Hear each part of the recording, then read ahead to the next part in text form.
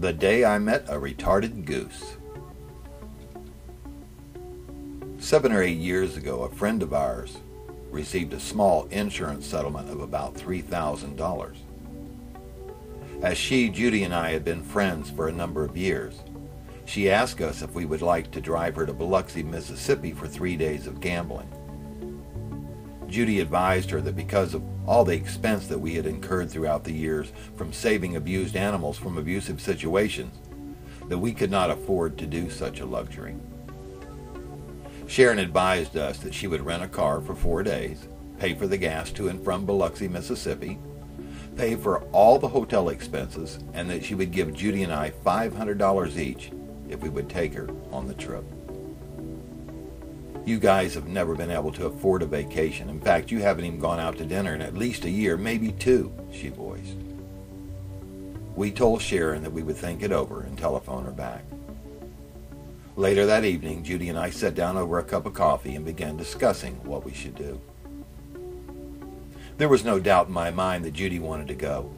I could see the excitement written all over her face. Throughout the years, Judy and I had watched many television shows, each showing spectacular lights and the exciting sounds that casino slot machines had to offer. She would just smile and say, "Dad, one day I'd really like to go to one of those casinos. I'd like to see something like that." I would just wink at her and smile. The next morning, I telephoned Sharon and told her that we appreciated her offer, but that we would have to refuse. All day long, I thought about the trip and how much a small vacation would mean to Judy. About 3 o'clock that afternoon, I telephoned Sharon and told her that I was reconsidering her offer. I had decided that the 3 of us could go to Biloxi, and while Sharon and Judy were playing the slot machines, that I would walk around the casino pretending to gamble, all the while saving the money that I had been given to feed and care for the animals when we returned home. Because Sharon was taking care of the other expenses, it was agreed that Judy and I would pay for the meals. 9 hours later, tired and exhausted, we pulled into Gulfport, Mississippi and checked into a motel. After getting a good night's rest, the 3 of us took the shuttle bus and headed to Biloxi. What a wonderful feeling it was to see my wife relax and smile for a change. The 35 years of waitressing had taken a heavy toll on her body. A youthful look appeared to come back into her face.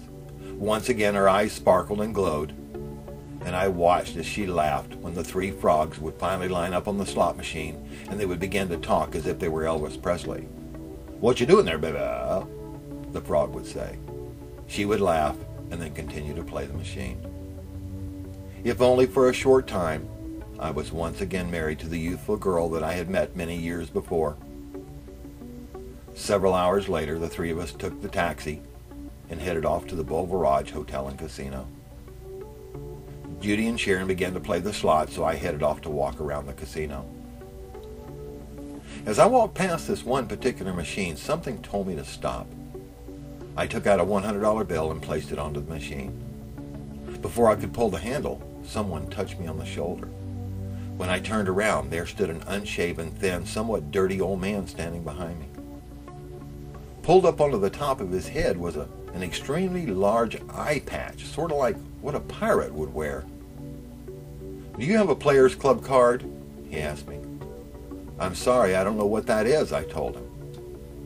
He explained that a Players Club card keeps track of how much you play the slots. That after so much playtime, win or lose, you receive points which could be cashed in for prizes or free buffet meal coupons. "Roger," I said as I held out my hand. "Retarded," he replied as he reached out and began shaking my hand. "Excuse me?" I responded. "Retarded, that's what they call me. I mean, what's your real name?" "Goose is my name. I'm the Retarded Goose." He reached into his back pocket and pulled out his wallet. He opened the brown leather case and turned it toward me. As he did, he covered part of the driver's license with his finger.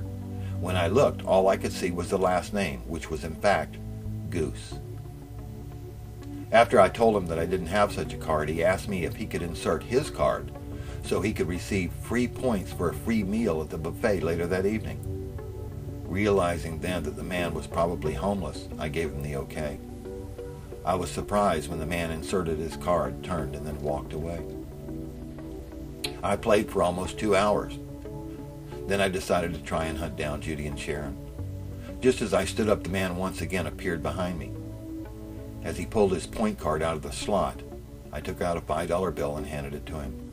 Immediately, he shoved the bill into the slot and pulled the handle. I jumped when bells and whistles began to sound from every section of the machine. "What the hell did you do?"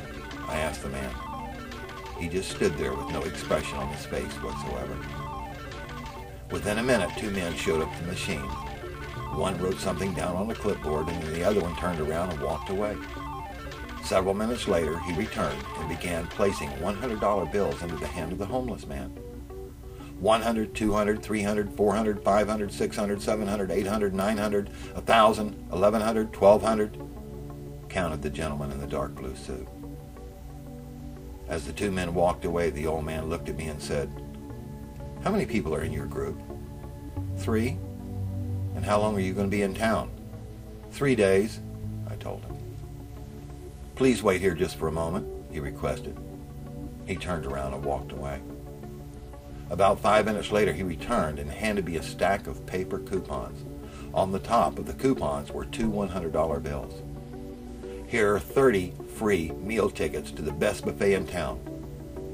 And I thank you so much for being kind to me," he said. He quickly turned and began to walk away. "Hey, what's with the big eye patch on top of your head? You're not blind." "I know, but remember, I'm retarded," he said, as he took hold of the black patch with his right hand, pulled it outward about 6 inches from his head, and then he let it go. The patch snapped backwards, making a loud popping sound as it hit his forehead. Then he smiled, turned, and walked into the crowd. "You don't appear to be retarded to me," I yelled into the crowd. "I know, let's keep that our little secret," hollered a loud voice somewhere from out of the crowd. As I walked back toward the front of the casino, I began looking at the tickets. Each one was for $5.99 and redeemed only at the Beauvirage Hotel buffet, supposedly the best buffet in town. And believe me, it was the best buffet I had ever eaten at. 4 days later, the 3 of us returned home. In my wallet was $520, which we used to purchase food and medicine in our quest to help abused animals. The Retarded Goose was just another of the many unusual people who came down the path leading into the life of Roger Dean Kaiser.